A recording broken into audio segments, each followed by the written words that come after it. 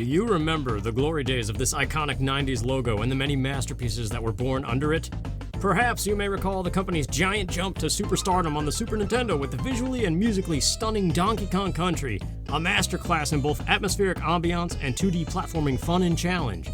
Well, in case you've been living under a rock for the last 17 years, many corporate changes disbanded some of the members of that golden game development family until just a few years ago when a fantastic Kickstarter effort gave rise to Playtonic Games, a new cozy treehouse of Rareware veterans and home to the chameleon Yooka and his bat buddy Laylee, a Banjo-Kazooie-like buddy duo bringing a similar dose of puns and cheekiness to the table just like the famous bear and bird. But in Yooka-Laylee and the Impossible Lair, the duo's sophomore adventure finds them following in the footsteps of Donkey Kong, Diddy, and Dixie in a riveting 2.5D platformer chock full of all the charm, fluidity, and ambiance of those Super Nintendo gems, but in a full 60 frames per second HD experience. There's no sense beating around the bush. Yooka-Laylee and the Impossible Lair is awesome.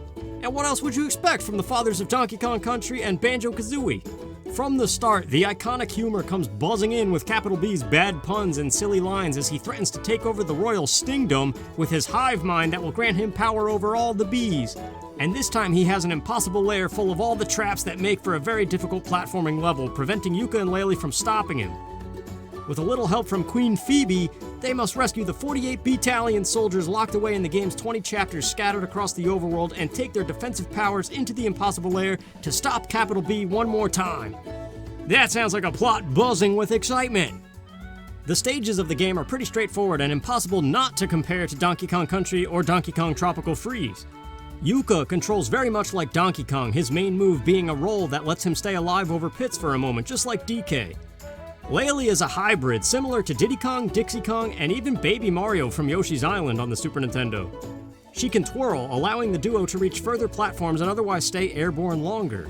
Unlike Diddy and Dixie, however, Laylee cannot be played solo. She is either absent or secondary aid to Yooka. Taking a hit scares her, causing her to flap wildly in panic for just a few seconds, enough time to attempt to grab her again and carry on, just like Baby Mario. But if you're too slow, she will fly away into the foreground and you must find a Laylee bell to ring and get her back, much like a DK barrel. Maintaining possession of Laylee also allows you to buddy slam, which is a move that can open very specific doors that often lead to secrets. Overall, the controls are very fast and responsive. I had no complaints at all. It feels fantastic, but it might take some time to fully learn and master the erratic patterns of Laylee when she starts going into a panic. There are 5 major points of interest in every stage: quills, ghost quills, twit coins, checkmates, and ultimately the end stage B. Quills essentially are like bananas in Donkey Kong Country, but they also double as a currency for unlocking tonics and solving puzzles in the overworld. Ghost quills come in 5 varieties and personalities, and each one behaves a little bit differently, usually awarding a huge amount of quills that somehow never stop being fun to collect. Checkmates are essentially your checkpoints that you'll return to if you die, but they go even further than that. If you keep dying over and over again, the checkmate will turn yellow and let you skip a whole platforming section if you want to. I found myself never doing this, but I greatly appreciated the virtual doubt machine, determined to prove it wrong, that I could conquer that section that I was having trouble with. But absolutely, the biggest point of interest in every stage are the 5 hidden twit coins that are often behind invisible walls that only fade upon discovery or are in otherwise hard to reach places, testing your skills and eyesight. You'll want to grab as many as possible though, as these coins are needed to advance in the overworld and to other themed areas where more stages lie. This is where the game really shines brighter than your standard platformer, merging it with a fully 3D overworld littered with puzzles to solve, hidden secrets, and game-changing tonics. Trouser the Snake makes his reappearance in this game as a glorified toll booth attendant. He has paywalls all over the map that cost twit coins to bring down so you can reach new areas and chapters. Vendy also returns from the first Yooka-Laylee game once again to allow you to equip tonics. These nifty little potions are hidden cleverly in the overworld, which you can pay quills to signposts for clues on their whereabouts. Some tonics give Yooka and Laylee enhanced abilities such as the ability to twirl further and longer in the air, but it comes at the cost of a quill reduction at the end of every stage.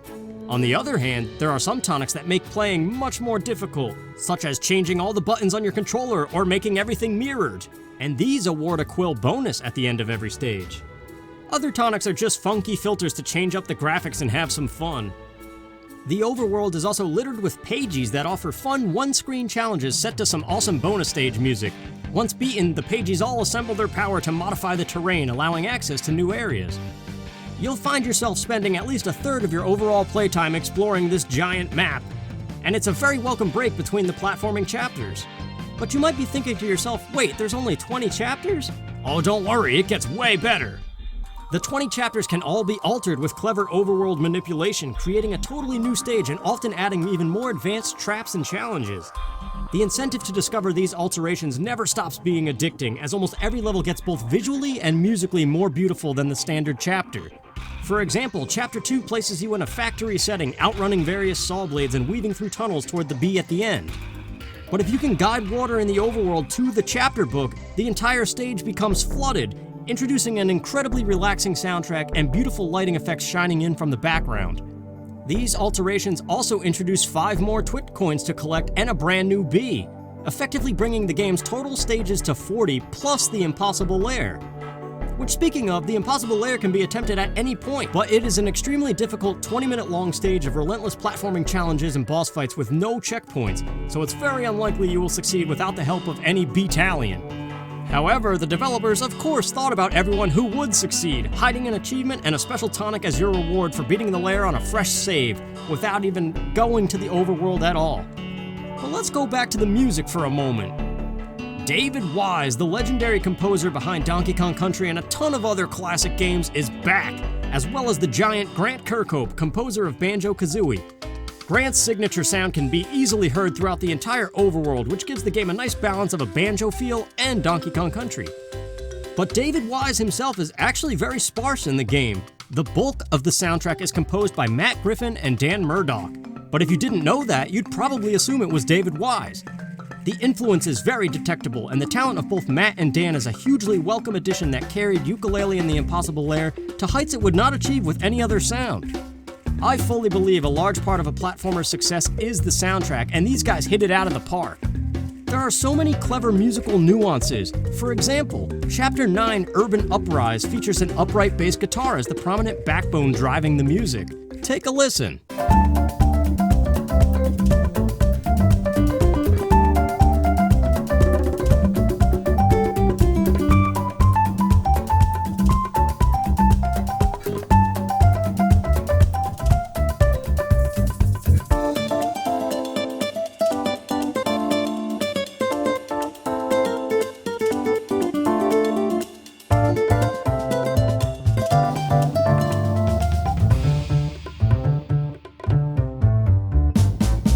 But once you alter the chapter and it becomes filled with tornadoes, suddenly the bass guitar goes electric.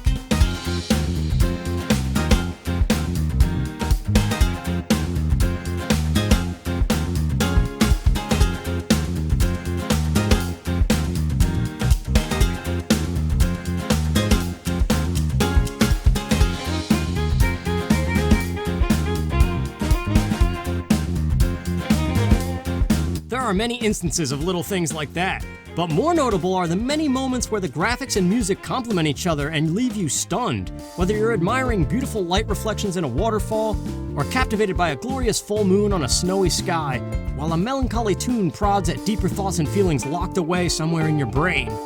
Every single song of this game is awesome, and I couldn't recommend the soundtrack more.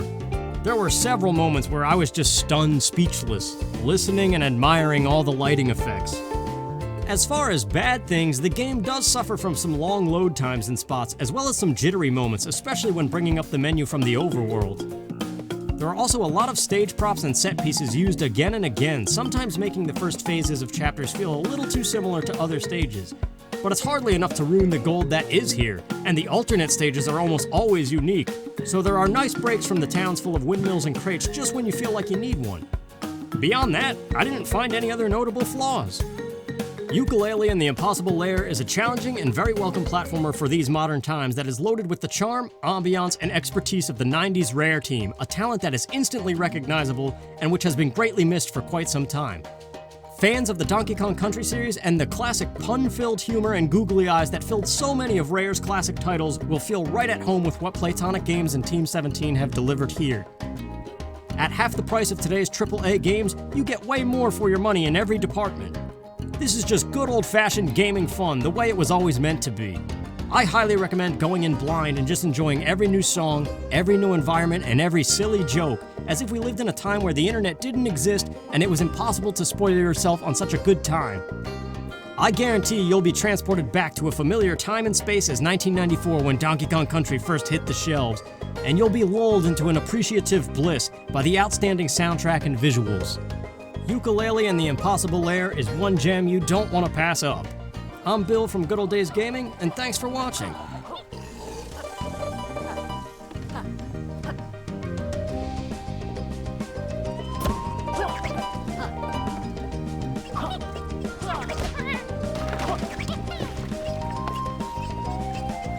And if you liked this video, be sure to check out some of my other reviews in the associated playlist on my channel. And if you want more Yooka-Laylee and the Impossible Lair, you can check out the blind Let's Play I did. Until next time, take care.